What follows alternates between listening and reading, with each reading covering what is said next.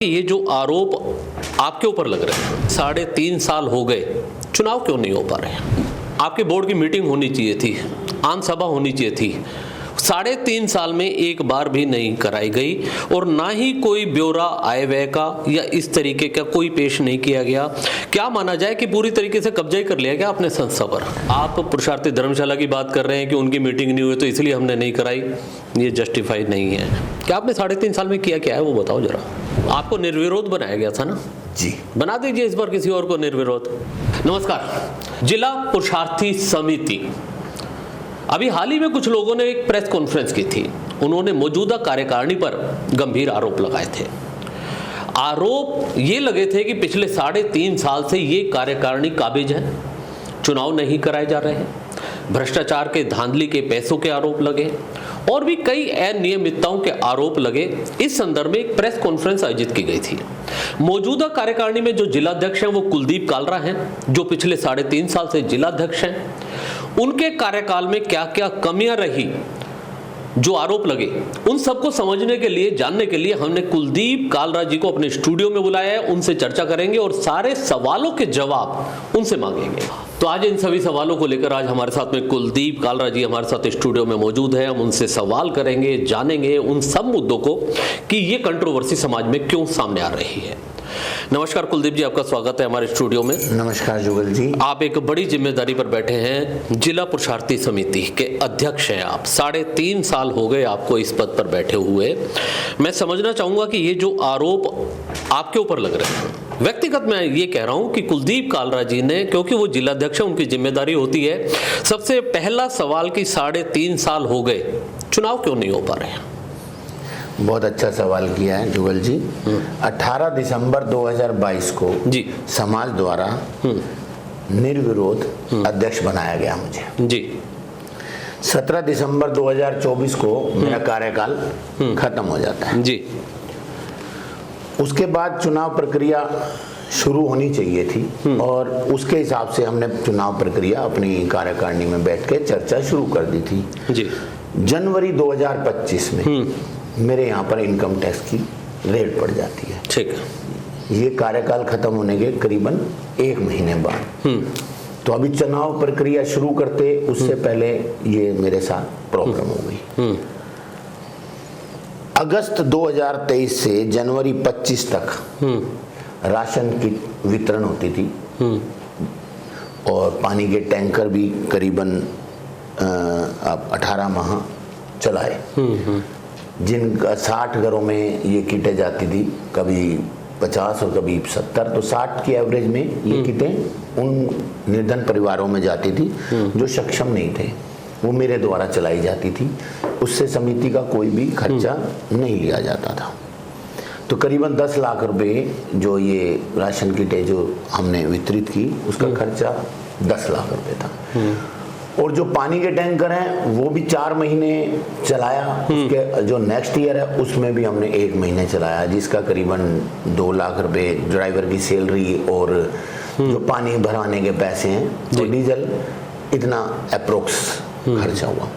तो वो दस्तावेज भी इनकम टैक्स में चले गए। आपके जब इनकम टैक्स की रेट पड़ी थी उसमें वो दस्तावेज चलेंगे, आपका ये कहना है? तो उन दस्तावेज को, और उनके साथ मुझे भी प्रॉब्लम हुई, तो उन दस्तावेज को छुड़ाने में भी टाइम लग गया, तो थोड़ा सा डिस्टरबेंस हो गई। तो करीबन 8 से 9 महीने इसी प्रक्रिया में लग गए, क्योंकि जो वो खर्चा कर रहे थे वो दस्तावेज भी उसी में थे, तो उनका भी हिसाब किताब देना था। उसके बाद जैसे ही मैं वहाँ से फ्री होता हूँ तो मैं इस प्रक्रिया को शुरू कर देता हूँ।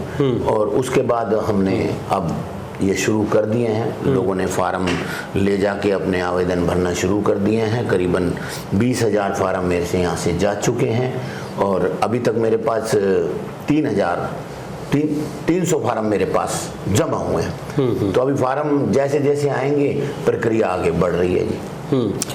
अभी जो इसमें एक और सवाल था कि लगभग 20,000 के आसपास फॉर्म आपके गए बताएं जी। 105 रुपए के हिसाब से शायद जी। 20 लाख रुपए कहाँ पर है? समिति के पास है। उसको जमा आपका अभी एक मुद्दा आया था कि उसको पैसों को जमा नहीं कराया गया।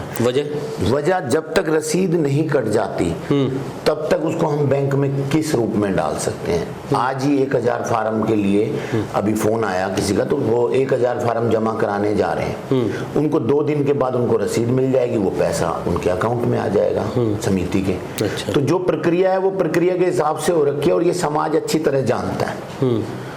जबरदस्ती का कोई लांछन लगाए तो मुझे नहीं लगता कि ये समाज के लोगों को जो भी लगा रहे हैं शोभा नहीं देता। पूरा समाज है, 2.5 लाख वोटर हैं। 10-20 लोगों के कहने से कि भाई कुलदीप कालरा ने पैसे रख लिए, गबन कर लिया, तो ये समाज जानता है। मुझे इसमें ज़्यादा कहने की जरूरत नहीं है। कुलदीप जी, ये वो प्रेस नोट है जो कल जारी किया गया था जी। इसमें एक सवाल ये भी है कि एक जो आपके बोर्ड की मीटिंग होनी चाहिए थी, आम सभा होनी चाहिए थी, 3.5 साल में एक बार भी नहीं कराई गई और ना ही कोई ब्यौरा आय व्यय का या इस तरीके का कोई पेश नहीं किया गया। क्या माना जाए कि पूरी तरीके से कब्जा ही कर लिया गया अपने संस्था पर? जुगल जी, आज हमारी पुरुषार्थी धर्मशाला विवेकानंद चौक है, उनका भी कोई आज तक मुझे नहीं लगता कि कभी कोई आम सभा हुई है, कागजों में ही पूर्ति कर दी गई। मेरे साथ तो चलो ट्रेजेडी हुई थी, वहाँ तो कोई ट्रेजेडी नहीं हुई थी। तो इन सवालों का जवाब आगे आम सभा आगे अब होनी है, उसी के बाद इलेक्शन होना है। देखो कुलदीप जी, मैं क्रॉस करूंगा इस चीज़ को। आप पुरुषार्थी धर्मशाला की बात कर रहे हैं कि उनकी मीटिंग नहीं हुई तो इसलिए हमने नहीं कराई, ये जस्टिफाइड नहीं है। आप बिजी थे अपने इनकम टैक्स या और कई कारणों की वजह से हो सकते हैं, लेकिन क्या और काम भी आदमी करता है, व्यक्तिगत भी करता है, समाज की जिम्मेदारी ले रखी है। लेकिन एक बड़ा सवाल तो बनता है कि मीटिंग क्यों नहीं हुई है। मैं क्षमा प्रार्थी हूँ समाज का, परिस्थितियां कोई भी रही हों, नहीं करा पाए किसी भी वजह से, लेकिन अब आम सभा होगी, उसमें सारा आय व्यय का ब्यौरा दे दिया जाएगा। डेट क्यों बढ़ाई आपने 30 तारीख से ये 17 तारीख जो आपने फिर बढ़ाई है, ये क्यों बढ़ाई आपने? ये बहुत बड़ा सवाल है। हमने 30 तारीख इसकी लास्ट डेट रखी थी। कुछ ये पूरे जिले की कार्यकारिणी है और जिले से काफी लोग इसमें मेंबर बनते हैं जी। और शादियों का सीजन चल रहा था, गर्मी भी बहुत थी, तो गांव से, शहर से कई फोन आए, कॉल आए कि आप इसको आगे डेट बढ़ा दो, अभी हम इस मेंबर इसमें रहना चाहते हैं और हम फार्म जमा कराने में अभी असमर्थ हैं। समाज का काम है, कोई राजनीतिक काम नहीं है, इसमें आप 10-15 दिन डेट बढ़ा दो। तो उन बातों को रखते हुए समाज के लोगों को जब ये बात मेरे पास आई तो हमने कार्यकारिणी की एक मीटिंग ली और मीटिंग में हमने ये डेट 17 तारीख आपस में तय करके बढ़ा दी हमने। लेकिन आवेदन जो फार्म है वो 30 तारीख की रखी कि हमने आगे वो फार्म नहीं देंगे। अगर लेकिन जमा होने हैं उसके लिए इंतजार कर रहे हैं। समाज का काम है, अगर कोई लेट हो रहा है तो हम उसको डिनाई नहीं कर सकते। अभी मीटिंग हुई थी, हमने सुना है कि उसमें उन्होंने आपसे तारीख मांगी थी या कुछ, कब चुनाव होंगे या कब बोर्ड की मीटिंग होगी। आपने सीधे से मना कर दिया कि कोई तारीख नहीं है हमारे पास अभी। गलत है। हाँ। मैंने फिर आपको कहा कि चंद लोगों की बातों से समाज को कोई फर्क नहीं पड़ता, समाज सब देख रहा है। ये लोग मेरे पास आए थे, इन्होंने मुझे कहा कि अब आप हमारे को लास्ट डेट दे दो कि आप हमें को लिस्ट कब प्रोवाइड करा देंगे। मैंने कहा जब 300 फार्म ही जमा हुए और 20,000 फार्म जा चुके, फार्म आएंगे, उनमें त्रुटियां चेक होंगी, वो लिस्टें बनेंगी, उनकी रसीदें कटेंगी, उसी के बाद तो लिस्ट सारी तैयार हो गई तो पब्लिक को मिलेगी, समाज को मिलेगी। अब उनका कहना है कि 17 तारीख आपकी लास्ट डेट है और 31 तारीख तक आप लिस्ट प्रोवाइड करा दो।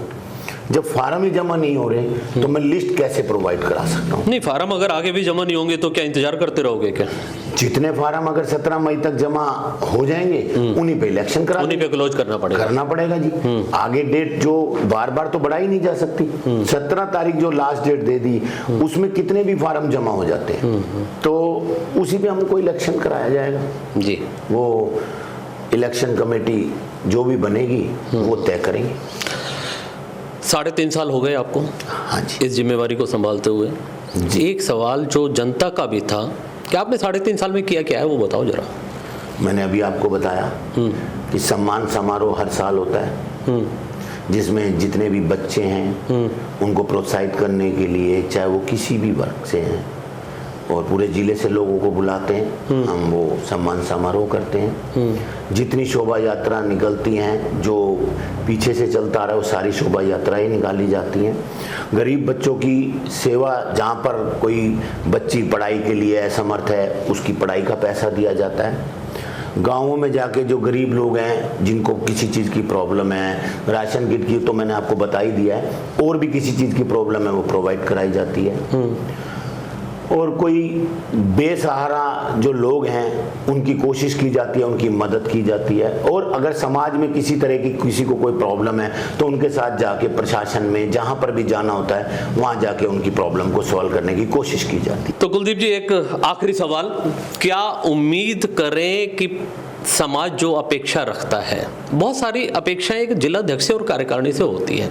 मेरा जो व्यक्तिगत सुझाव है, जो एक समाज के लिए काम करना चाहिए था, एक अच्छा सा स्कूल गरीब बच्चों के लिए, ग्रामीण क्षेत्र के बच्चों के लिए खुलना चाहिए था, हॉस्टल की सुविधाएं होनी चाहिए थी, कुछ इस तरीके के बड़े काम हो जैसे अन्य समाजों में देखते हैं। मैं ये मानता हूँ कि पंजाबी समाज, अपना पुरुषार्थी समाज बहुत पिछड़ा हुआ है अन्य समाजों से। क्या आपको नहीं लगता कि इस पे भी हमें ध्यान देने की आवश्यकता है? बिल्कुल ध्यान देना बहुत जरूरी है, और इस चीज़ की कोशिश भी जारी है। और हम कोशिश कर रहे हैं कि जो अब टाइम आएगा उसमें हम पूरी कोशिश करेंगे कि बच्चों को ज़्यादा से ज़्यादा प्रोत्साहित करने के लिए, या तो स्कूल या सिलाई केंद्र, या बच्चियों के लिए कोई भी ऐसी चीज़ जिससे उनको आगे बढ़ने का मौका मिले, कोशिश करेंगे। क्या है फ्यूचर प्लानिंग आपकी? नेतागिरी में जाना है, विधायकी का चुनाव लड़ना है, या नेताओं से तो बहुत दोस्ती है आपकी, क्या इरादे हैं आपके, वो भी बता दो। समाज सेवा जो चल रही है, और समाज जब तक चाहेगा, जब तक मुझे सेवा करने के लिए सेवा करते रहेंगे। कोई विधायक और कोई कुछ बनने की राजनीति का कोई शौक नहीं है। चलिए, एक संदेश आप दीजिए समाज को कि मैं इस मंच से कह करके जा रहा हूँ, सिस्टम अनुसार घोषणा होगी, चुनाव भी होंगे, और अगले दशहरे से पहले आप भी कह चुके हो कि नई कार्यकारिणी दशहरा मनाएगी। चुनाव व्यवस्थित तरीके से होंगे, समय पर होंगे, मीटिंगें होंगी, सबको संतुष्ट करने का प्रयास किया जाएगा। मैं आपको विश्वास दिलाता हूं, समाज के सभी बंधुओं को, मैं पहले भी 3-4 बार कह चुका हूं कि इस बार का दशहरा नया अध्यक्ष मनाएगा, तो इसका मतलब तो चुनाव हो नहीं है, प्रक्रिया चल रही है। उसकी जो डेडलाइन खींचने की कोशिश की जाती है, वो डेडलाइन इसलिए नहीं खींची जाती, प्रक्रिया में 2 दिन 4 दिन फालतू भी लग सकते हैं, कम भी लग सकते हैं। तो ये पूरा समाज जानता है कि दशहरे से पहले इलेक्शन होगा, और हमारी कोशिश पूरी पॉजिटिव है, और हमारे मन में ऐसा कुछ नहीं है कि हम इसका चुनाव ना कराएं। तो मैं आपको विश्वास दिलाता हूं कि चुनाव दशहरे से पहले होगा। आपको निर्विरोध बनाया गया था ना? जी। बना दीजिए इस बार किसी और को निर्विरोध। समाज चाहेगा तो इस चीज के लिए भी हम, क्योंकि ये भी एक अच्छी परिपाटी है, सर्वसम्मति से सब मिलकर के एक निर्विरोध अध्यक्ष को चुने और आगे बढ़े। अगर समाज की यही इच्छा है तो इस समाज की इच्छा पे मैं भी समर्थन करता हूं। जी, चलो, ऐसी ही उम्मीद हम भी करेंगे। ये थे कुलदीप कालरा जी, जिन पर बहुत सारे जो आरोप लग रहे थे वो स्पष्ट करना भी बेहद जरूरी था कि चुनाव नहीं कराए जा रहे। उन्होंने आश्वासन दिया है कि आने वाले दशहरे से पहले पहले ये सारी प्रक्रिया पूरी होंगी, चुनाव भी होंगे, सभाएं भी होंगी, और दशहरा भी नई कार्यकारिणी बनाएगी। ये भी हो सकता है कि अब रिपीट होते हैं या नया अध्यक्ष बनता है, वो तो खैर समय बताएगा। तब तक हम इंतजार करेंगे। दीजिए इजाजत, नमस्कार।